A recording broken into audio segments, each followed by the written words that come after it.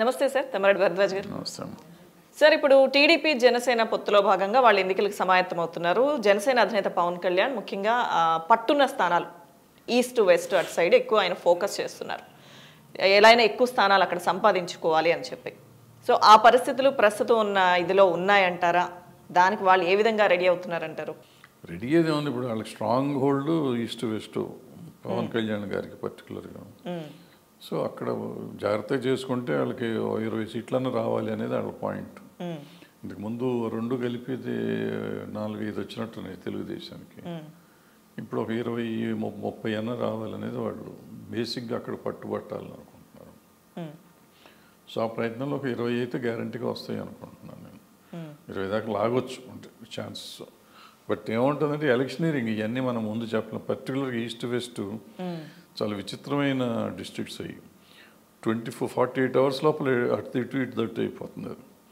So ఆ రోజు ఏమవుతుందో మనం చెప్పలేము.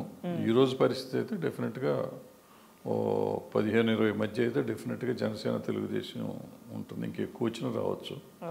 బట్ అంత మట్టుకు అయితే గ్యారంటీగా వస్తాయి అనేటట్టు ఉంది. సార్, ఓకే, అంతవరకు రావచ్చని చెప్తున్నారు. వచ్చే అవకాశాలు ఉన్నాయని వాళ్ళు చేయాల్సిన విధంగా ప్రజల్లోకి వెళ్తే కానీ. మరి పొత్తుల విషయం తీసుకుంటే కనుక ఖచ్చితంగా కొన్ని వస్తాయి, వాళ్ళకి పట్టున్న స్థానాలు. మరి నిజంగా టీడీపీ ఇచ్చే అవకాశాలు ఉంటాయా సార్ జనసేనకి? అది మనకు తెలియదు. వాళ్ళిద్దరు ఏం అండర్స్టాండింగ్ ఉంటుంది తెలియదు.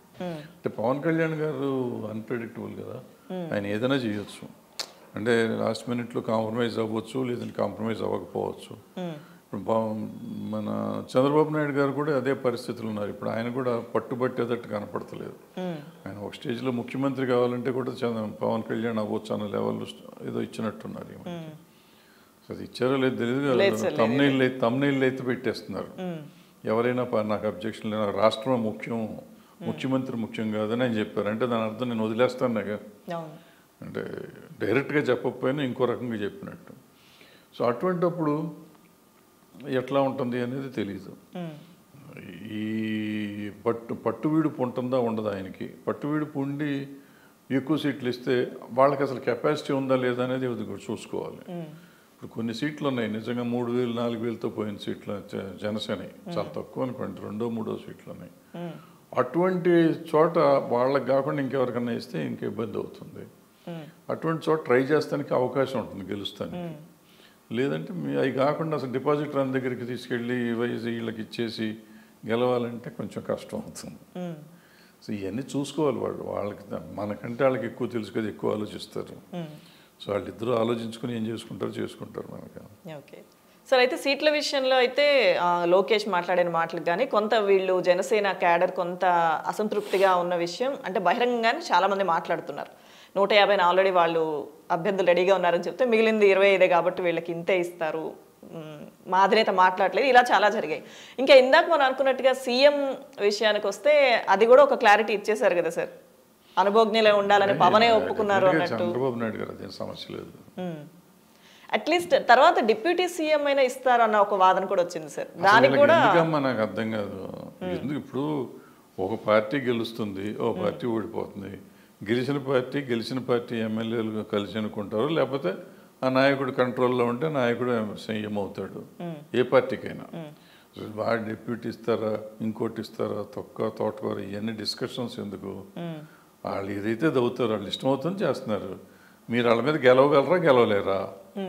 గెలిస్తే అసలు వాళ్ళ గురించి డిప్యూటీ సీఎం గొడవ లేదు. ఓడిపోతే వాళ్ళ సావాళ్ళు వస్తారు, మీకెందుకు? అంటే పొత్తులో ఉన్నప్పుడు సముచిత స్థానాలు ఇవ్వాలి అని వాళ్ళు అసంతృప్తిగా వాళ్ళలో వాళ్ళు కొట్టుకొని కదా, వాళ్ళ గొడవ వాళ్ళు తేల్చుకుంటారు కదా. మనం ఎందుకు డిసైడ్ చేయాలి? మనం ఓటేసేవాళ్ళం. మనం వాళ్ళిద్దరూ పొత్తు కలిస్తే మనకు పొత్తు నచ్చితే వాళ్ళకి ఓటేస్తాం, నచ్చకపోతే ఇంకో పార్టీకి వేస్తాం కదా.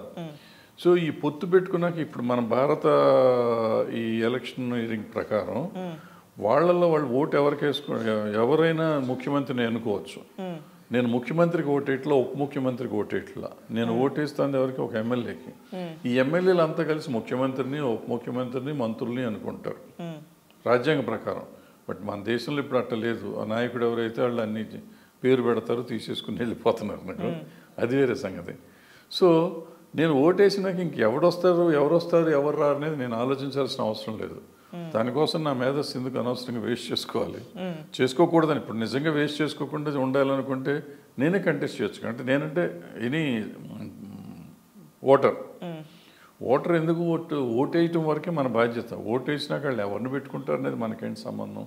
అంటే మనం ఒక పార్టీకి ఓట్ చేస్తున్నాం అంటే మనకు వాళ్ళు నచ్చి వాళ్ళు ఏదో నాయకులు అవ్వాలని ఆలోచించి వేస్తాం కదా సార్. సో దాన్ని మనం అనుకున్నది జరగట్లేదు అన్నప్పుడు ఓటర్ కూడా బాధ ఉంటుంది కదా, ఎక్స్పెక్ట్ చేసినప్పుడు. ఏమో దీంట్లో అనుకునేది ఉంది, వాళ్ళిద్దరు కలిసినాక వాళ్ళిద్దరు ఏం జరుగుతుందో మనకు తెలుసు.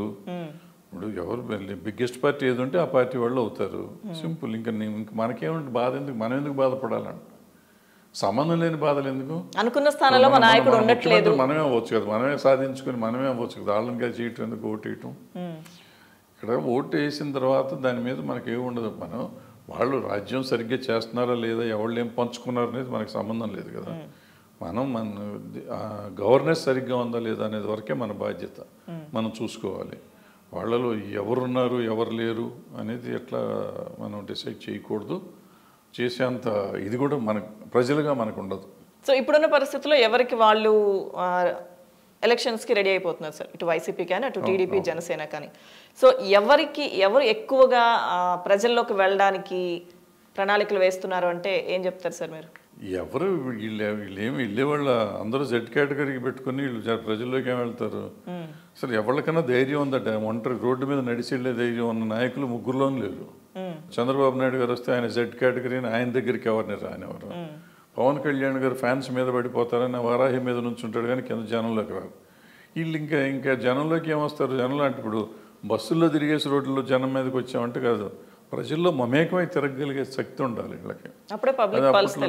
అప్పట్లో వీళ్ళు పాదయాత్రలు చేసిన వాళ్ళే కదా. ఇప్పుడు అంటే సడన్గా వీళ్ళకి ఒక ఇది వచ్చేసింది, భయమో మరి ఏంటో తెలియదు. సో వాళ్ళు పబ్లిక్ ఎప్పుడు నేర్చుకుంటే 10 మందిని కూర్చోబెట్టుకుని మాట్లాడుకుని వాళ్ళు చెప్పిందే మనకు తెలిసిపోయింది అనుకుంటే అట్టు కుదురుతుంది. ప్రజల్లోకి వెళ్ళటానికి ధైర్యం ఉండాలి నాయకుడు అనేవాడికి, నా ఉద్దేశంలో. ఆ ధైర్యం ఉండి లేకపోతే వెళ్దాం అనుకునే ఒక ఆలోచన ఆరాటం ఉన్నవాళ్ళు ఇందులో ఎవరు లేరని నా ఉద్దేశం. ఓకే. సో ఇప్పుడు సార్ ఫైనల్లీ 2024 ఎన్నికల్లో గతంలో ఉన్న పరిణామాలు పరిస్థితులు అన్నీ మనం చూసాం. ఇప్పుడు అందుకంటే సార్ మీరు ఎంత చెప్పినా జనసేన విషయానికే ఎక్కువ మంది మాట్లాడుతున్న సందర్భం. ఎందుకంటే ఈసారన్నా పుంజుకుంటుందా, కొన్ని సీట్లు వస్తాయా, రావాలంటే అసలు ఏం చేయాలి, వాళ్ళ అధినేత నోరు తెరిచి ఏం అడగాలి, ఇలా వాళ్ళ పార్టీలో వాళ్ళు మాట్లాడుకుంటున్న మాటలు. సో ఏం జరిగే అవకాశాలు ఉన్నాయంటే? వాళ్ళిద్దరూ కలిస్తే డెఫినెట్గా జనసేన కొన్ని సీట్లు వస్తాయి, డెఫినెట్గా వస్తాయి. తెలుగుదేశం జనసేన కలిసి పోటీ చేస్తే డెఫినెట్గా కొన్ని సీట్లు వస్తాయి. ఎన్ని వస్తాయి అనేది మనం చెప్పలేం కానీ వస్తాయి, అంత మట్టుకు గ్యారంటీ. పుంజుకోవటం అంటే పుంజుకుంటుంది, ఎంతవరకు పుంజుకుంటుంది అంటే సరిగ్గా కాన్సన్ట్రేట్ చేసి పని చేయట్లేదు. లేకపోతే ఈ పార్టీకి ఆయన ముఖ్యమంత్రి లెవెల్ దాకా ఆలోచించే పరిస్థితి ఉండేది. ఆ పార్టీ సోల్ ఇండివిజువల్గా చేసే పరిస్థితి థర్డ్ ఫోర్స్ అయ్యేది. అది ఇవాళ దాకా అవ్వలేకపోయింది. ఇంకో ఫోర్స్ సపోర్టింగ్ ఫోర్స్ అవుతుంది తప్ప డైరెక్ట్ ఫోర్స్ అవ్వలేకపోతుంది. అది డెఫినెట్గా నాయకత్వ వైఫల్యం అది నా ఉద్దేశంలో. ఓకే. సో చూడాలంటారా ఏం జరుగుతుంది next? Okay, right. Thank you sir.